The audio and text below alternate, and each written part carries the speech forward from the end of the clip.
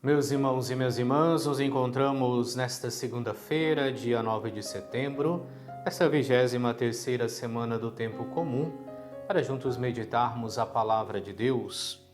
Hoje nós somos convidados a ler o Evangelista São Lucas no capítulo 6, versículos do 6 ao 11. Aconteceu num dia de sábado que Jesus entrou na sinagoga e começou a ensinar.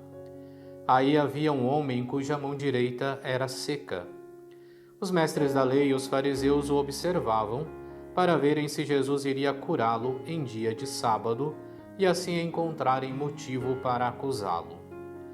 Jesus, porém, conhecendo seus pensamentos, disse ao homem da mão seca: Levanta-te e fica aqui no meio. Ele se levantou e ficou de pé. Disse-lhe Jesus: Eu vos pergunto, o que é permitido fazer no sábado, o bem ou o mal? Salvar uma vida ou deixar que se perca?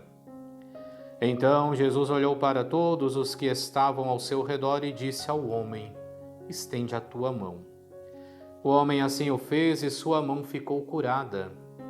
Eles ficaram com muita raiva e começaram a discutir entre si sobre o que poderiam fazer contra Jesus.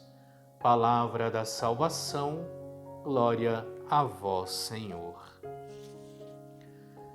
Continuamos nesta segunda-feira a leitura do capítulo 6 do Evangelista São Lucas, que iniciamos no último sábado, onde era colocada a Jesus Cristo a questão do sábado, porque os discípulos recolhiam as espigas pelo meio do caminho e terminávamos com Jesus que declarava que o Filho do Homem é Senhor também do sábado. Hoje vemos mais uma vez então que num sábado, Jesus coloca-se na sinagoga e ali está esse homem com esta mão seca. E chama-nos bastante a atenção a pergunta de Jesus, que voltando-se para eles, sabendo já de sua intenção, de que esperavam um momento em que Jesus pudesse tropeçar para que eles pudessem ter motivo para o acusar, Jesus lhes pergunta: O que é permitido fazer no sábado, o bem ou o mal?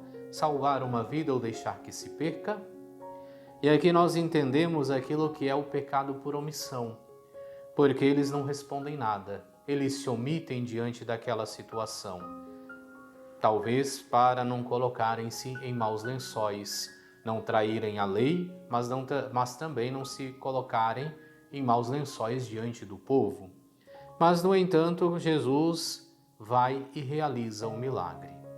Se nós tomarmos também a primeira leitura, ela vem falar deste fermento do pecado. São Paulo acusa abertamente uma imoralidade que estava acontecendo naquela comunidade de Corinto, porque um filho se deitava com a própria madrasta. E assim, São Paulo diz: Mas acaso ignorais que um pouco de fermento leveda a massa toda? Justamente falando da omissão dos dirigentes, que vendo aquela situação, nada faziam.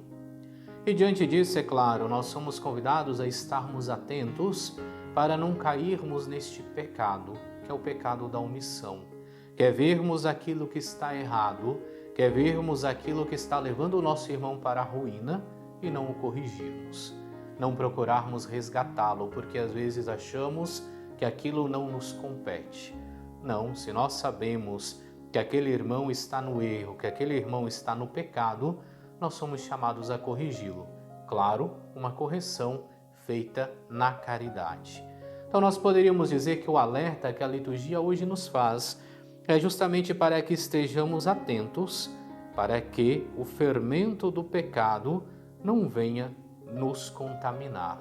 Porque, como diz São Paulo, basta um pouco de fermento para que toda a massa seja levedada. Basta uma situação de pecado para que ele venha reinar em nosso meio, para que o pecado venha reinar em nosso meio. Então, que nós estejamos atentos, sempre iluminados pela palavra de Deus, para que este fermento do pecado não venha nos contaminar.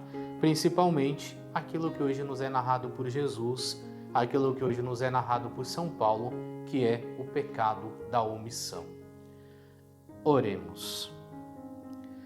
Ó Deus, olhai com bondade os que redimistes e adotastes como filhos e filhas. e concedei aos que creem no Cristo a verdadeira liberdade e a herança eterna. Por nosso Senhor Jesus Cristo, vosso Filho, que é Deus e convosco vive e reina, na unidade do Espírito Santo, por todos os séculos dos séculos. Amém.